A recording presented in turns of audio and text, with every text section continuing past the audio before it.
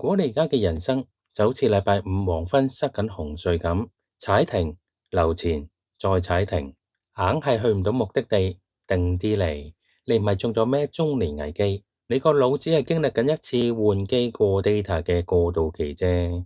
諗翻最近朝早起身照鏡，唔知由幾時開始，你第一時間已經唔係睇下自己個樣夠唔夠精神，而係好誠實咁望下條髮線，睇下係咪又向後移咗。跟手摸下個肚腩，返工塞喺吐露港嗰陣，望住前面無盡嘅車尾燈，個心硬係好空虛，忍唔住問自己：我到底喺度做緊乜呢？唔通下半世就要每日咁 loop 到退休？如果呢啲係你嘅心聲，今日我哋一齊踩個 break 停一停，我會用 Chip Conley 嘅 Learning to Love Midlife 結合心理學同我自己跌落低谷嘅經歷，幫你搣走等收山呢張衰標籤。中年絕對係人生最正嘅中場休息，我哋一齊睇下點樣執靚個陣，踢好下半場。老實講，我哋香港人真係好鬼驚老。你睇下身邊啲朋友，一過30尾40，屋企啲保健產品多到當飯食，NMN 當做 MMM 咁拍，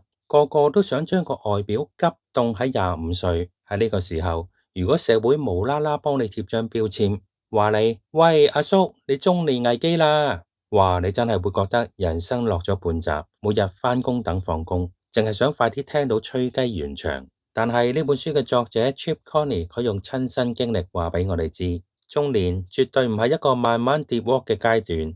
佢自己50幾歲嗰陣，單人匹馬殺入當時全公司都係後生仔嘅 Airbnb 做高層，由頭學起，最後做埋帶領公司起飛嘅核心人物。佢話：如果你依家覺得迷茫、周身冇力，情況就好似我哋換部新 iPhone 17，由舊機過 data 去新機咁。你知啦，過親 data，部機實會熱到辣手，畫面又窒下窒下，你嗰刻實會驚死啦，係咪壞機啊？但其實你只要俾少少耐性，捱過咗呢個過渡期，新階段嘅自己係可以行得極之暢順，超級強大。講真，點解我哋去到40-50歲，硬係覺得咁難頂、咁辛苦呢？作者 Chip Conley 用咗一個好抵死嘅講法去形容，佢叫呢個階段做中年青春期。大家諗翻自己10幾歲嗰陣，係咪成日無啦啦燥底，成面都係暗瘡，覺得全世界都唔明白我嘅，日日喺度諗我到底想點啊？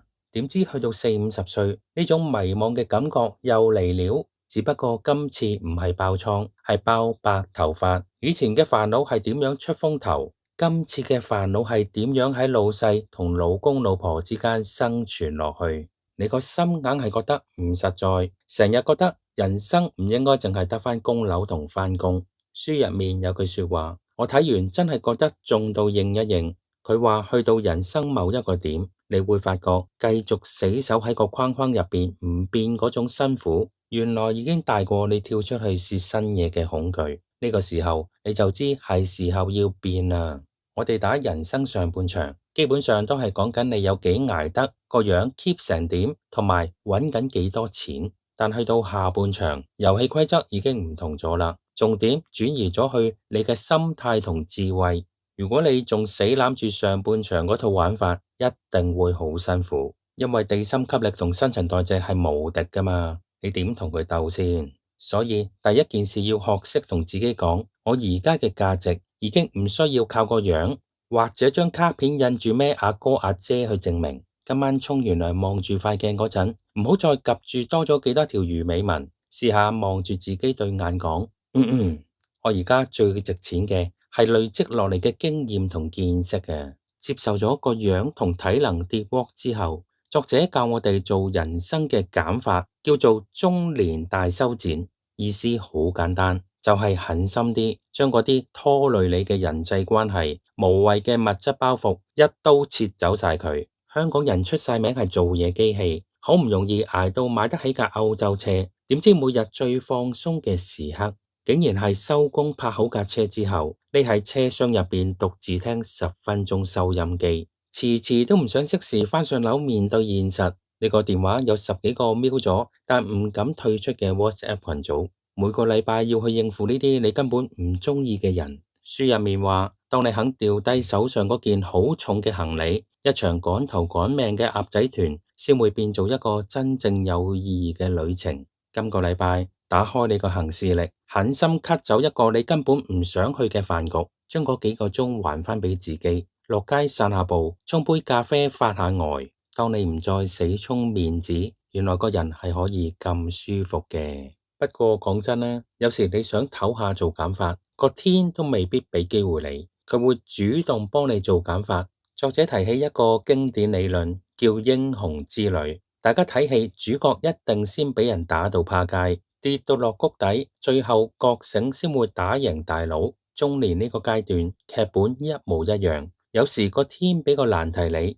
未必係想睇你仆低，而係嫌你日子過得太過舒服，想逼你執下位，轉個玩法。講起跌落谷底，我諗我真係夠資格攞個終身成就獎。由開 channel 到依家，我都好少同大家講自己嘅私事，但係講到點樣喺谷底爬返起身，我真係有好大感觸。大家都知我有兩個女，嗰陣時對孖女啱啱準備入 N 班，跟住做完評估，發現有學習障礙。你諗下，當兩個小朋友同時面對呢個問題，嗰種精神壓力同開支係成幾多倍啊！為咗照顧佢哋，俾好嘅訓練佢哋，我將啲時間同銀行戶口剩低嗰幾粒神沙一鋪過 all in 晒。嗰陣每個月望住啲月結單，真係頭都大埋，淨係諗啲堂費點找數。最心寒嘅係平時飲飲食食嗰班所謂朋友，見你有事即刻潛晒水，嗰種人走茶涼嘅感覺，真係凍過凌晨2點企喺急症室門口。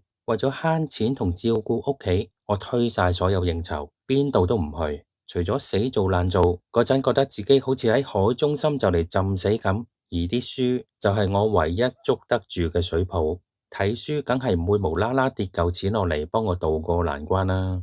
但佢真係逼我提早同自己嘅人生做咗次大修剪。啲書令我睇化咗，喺窮到窿要度住點樣生存嗰陣，嗰班平時扮 friend 嘅老友，同埋嗰塊放唔低嘅面子，佢哋嘅價值根本就連搭叮叮都唔夠比。個天雖然收走咗我啲安穩日子，但就當係免費幫我洗眼，等我睇清楚乜嘢先係最重要，就係我嘅屋企人，同埋原來我自己條命係可以咁硬淨嘅。到我終於捱過咗最黑嗰幾年，摸下心口，發覺自己竟然仲有呼吸喎。終於企得返起身嗰陣，就知自己已經過咗最難捱嗰個破繭期。老實講，我個人都算遲熟噶啦，跌個鋪咁金嘅，見自己未死得喎，先至真真正正明白人生咩先係最重要。的起心肝開個 channel， 坐喺度同大家講下書。大佬啊，最黑嗰段日子都俾我捱得過。面子呢家嘢，依家跌落地我都嫌污糟，費事執啦。所以話面對眼前呢個所謂中年危機，當佢碎銀咁跌咗就算啦，碎料嚟啫。好啦，捱過咗低潮，清走晒啲沙石之後，做完減法，我哋就要學識做加法。最大嘅突破就係要放低個包袱，學識做返個新仔。大家出嚟社會打滾幾十年，最驚就係俾人拗晒頭問一句：吓？你做咗咁多年，連呢啲都唔識㗎？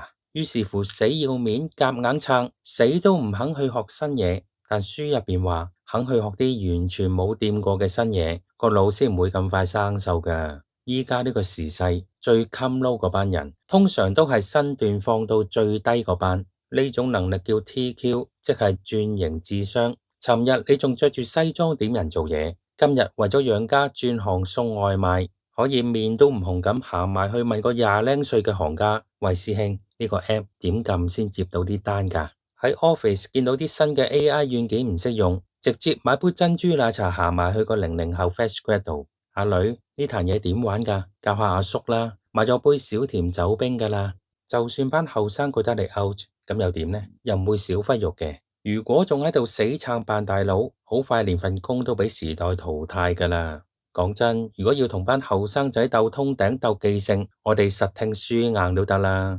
但點解我哋仲企得穩？因為我哋手上張底牌係幾十年浸出嚟嘅人情世故，同埋識得拆彈嗰種定力。見到啲新人撞板，唔好喐啲就扮大佬喺度講道理，買杯咖啡搭住佢膊頭講句：算啦，碎料嚟啫。阿叔以前跌得仲金啊！下次小心啲咯。做前輩做到咁識放下身段，先係最殺食、最得人鍾意嘅。講到尾，中年邊係等收工嘅垃圾時間啊！我哋捱生捱死咁多年，起起跌跌，乜嘢未見過晒啊！而家終於叫做有幾分底氣，唔使下下為咗擦鞋而委屈自己，都係時候為自己諗下噶啦。唔好淨係得把口，要活出真我。做人真係要正面啲，唔好再下下死頂，大膽放手俾自己試下啲新嘢，成個人都冇咁灰噶。既然今日我都腰心腰肺，攞咗自己最今嘅經歷出嚟講，大家都不妨喺留言區嗰度傾下，你人生上半場捱過最難捱嘅一關係咩呢？又或者依家最想狠心 cut 走邊啲無謂嘅包袱，寫出嚟當呻下都好啊！我一定會逐個睇，親自覆大家。如果聽完覺得心口道氣順返少少，記得撳個 like，當請我飲杯咖啡，等我今晚有精神繼續同大家講書。不過講就天下無敵，如果心入邊嗰啲同人比較同埋死要面，一日未放低，下半場就算點踢都會好辛苦。想知點樣真真正正幫個心做大掃除？